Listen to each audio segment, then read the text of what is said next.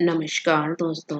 आज मैं धर्मराज की कहानी लेकर के आई हूँ। कहानी को अंत तक जरूर सुनिएगा। एक शहर में एक बहुत ही बुजुर्ग महिला रहती थी।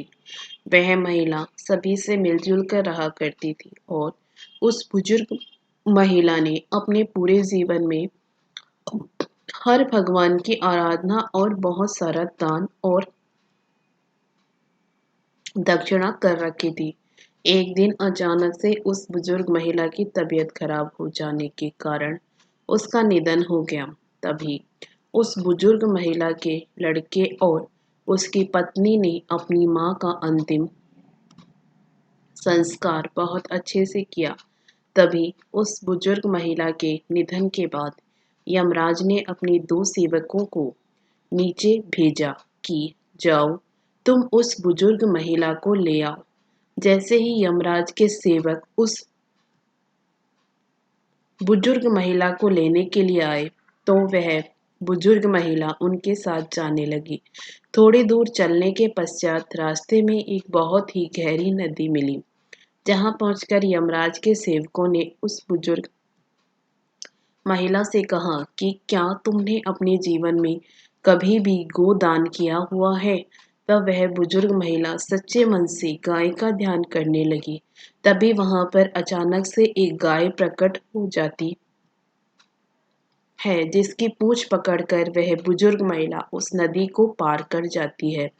फिर थोड़ी दूर आगे चलने के पश्चात रास्ते में बहुत सारे काले कुत्ते आ जाते हैं, जिनको देखकर यमराज के सेवक उस बुजुर्ग महिला से कहते हैं, क्या तुमने अपने जीवन में कुत्तों को दान दिया था?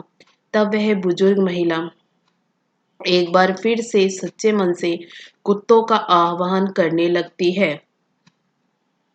तब वहां से सारे काले कुत्ते अपना रास्ता बदल कर कहीं और चले जाते हैं और फिर वह बुजुर्ग महिला और यमराज के सेवक आगे की ओर चल देते हैं। थोड़ी दूर चलने के पश्चात एक कुआं उस बुजुर्ग महिला के सिर पर अपनी चोंच से कड़ा प्रहार करने लगता है, जिसको देखकर यमराज के सेवक उस बुजुर्ग महिला से पूछते हैं कि क्या कभी तुमने अपने जीवन में किसी भी पंडित या ब्राह्मण की लड़की के सिर पर तेल से मालिश की है या नहीं? तभी वह बुजुर्ग महिला यमराज के सेवकों की बात सुनकर ब्राह्मण की बेटी का सच्चे मन से आह्वान करना शुरू कर देती है, जिसके बाद वह कुआं उस बुजुर्ग महिला की चोंच मारना बंद कर देता है और वहां से चला जाता है। फिर वहां से वह बुजुर्ग महिला और यमराज के दोनों सेवक आगे की ओर चल देते हैं। थोड़े दूर चलने के पश्चात जब वह बुजुर्ग महिला और यमराज के दोनों सेवक आगे की ओर बढ़ने लगते हैं तो उस बुजुर्ग महिला के पैरों में कांटे चुभना शुरू हो जाते हैं, जिसके बाद यमराज के सेवक कहते हैं कि क्या तुमने कभी भी अपने जीवन में खड़ाऊ दान की है? जिसके बाद वह बुजुर्ग महिला उनसे वह बात सुनकर खड़ाऊ का आह्वान करना शुरू कर देती है। देखते ही देखते उस बुजुर्ग महिला के पैरों में खड़ाऊ आ जाती है और वह बुजुर्ग महिला और यमराज के दोनों सेवक आगे की ओर चल देते हैं, जिसके बाद दोनों सेवक वह उस बुजुर्ग महिला को यमराज के पास ले जाते हैं और फिर यमराज बुजुर्ग महिला को चित्रगुप्त के पास ले जाते हैं। तभी चित्रगुप्त यमराज से कहते हैं, यह कौन है और आप किसको लेकर यहाँ आए हैं? तभी यमराज चित्रगुप्त से कहते हैं कि इस बुजुर्ग महिला ने अपने पूरे जीवन में बहुत सारा दान और बहुत सारे पुण्य किए हैं, लेकिन इस बुजुर्ग महिला ने धर्मराज जी की कोई भी पूजा अर्चना नहीं की है, जिसके कारण यह बुजुर्ग महिला आगे नहीं जा सकती है। यह सुनकर वह बुजुर्ग महिला बहुत आश्चर्यचकित हो जाती है, जिसके बाद उस बुजुर्ग महिला ने यमराज से कहा कि आप मुझे 7 दिन का समय दीजिए और मुझे वापस धरती लोक पर भेज दीजिए, जिसके बाद मैं इन 7 दिनों में धर्मराज की पूजा अर्चना, उनका व्रत और उद्यापन करके वापस आ जाऊंगी। जिसके बाद यमराज इस बुजुर्ग महिला को 7 दिन का समय दे देते हैं और धरती लोक पर वापस भेज देते हैं। धरती लोक पर वापस पहुंचकर जब सभी लोग उस बुजुर्ग महिला को देखते हैं तो उन से डर कर चारों तरफ भागने लगते हैं और कहने लगते हैं कि भूतनी आ गई, भागो यहाँ से। यहाँ तक कि जब वह बुजुर्ग महिला अपने बेटे और बहू के पास जाती है तो वह भी उनसे डरकर अपने गेट को बंद कर लेते हैं।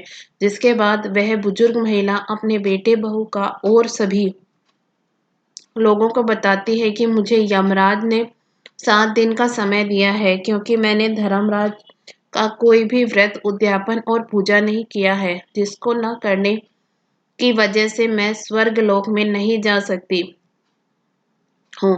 अब मैं यहाँ धरती लोक में धर्मराज जी की पूजा अर्चना, उनका उद्यापन करने आई हूँ। यह सुनकर उस बुजुर्ग महिला के लड़के और उसकी पत्नी अपनी माँ को पूजा करने के लिए सभी वस्तुएं लाकर दी।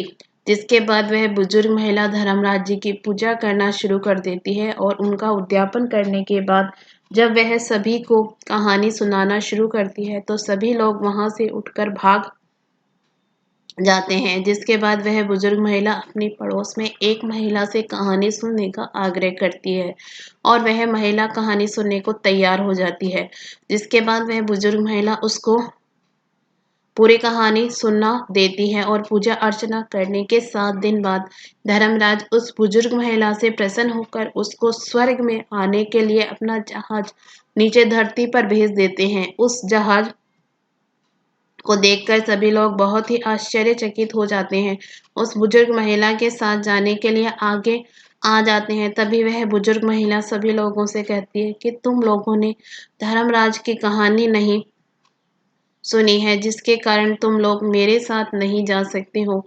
मेरे साथ सिर्फ यह मेरी पड़ोस के साथी ही जा सकती है, क्योंकि इसने पूरी कहानी बैठकर सुनी है। जिसके बाद सभी लोग उस बुजुर्ग महिला से कहानी सुनने के लिए निवेदन करने लगते हैं और तभी वह बुजुर्ग महिला सभी को कहानी सुना देती है। जिसके बाद सभी लोग उस जहाज में बैठकर स्वर्ग लोक पहुंच जाते हैं। स्वर्ग लोक में सभी लोगों को देखकर धर्मराज कहते हैं कि मैंने तो सिर्फ इस बुजुर्ग महिला के लिए जहाज भेजा था, यहाँ पर तुम लोग कैसे आ गए। तभी वह बुजुर्ग महिला धर्मराज से कहती है कि हे धर्मराज, मैंने अपने पूरे जीवन में जितना भी पुण्य कमाया है उसका आधा पुण्य इन सभी को दे दीजिए। जिसके बाद धर्मराज सभी लोगों को स्वर्ग लोक में जगह दे देते हैं। जय धर्मराज जी। आपको यह कहानी पसंद आए तो वीडियो को लाइक जरूर करिएगा। इसी तरह की कथा कहानियों के लिए हमारे चैनल को सब्सक्राइब भी जरूर करिएगा। धन्यवाद।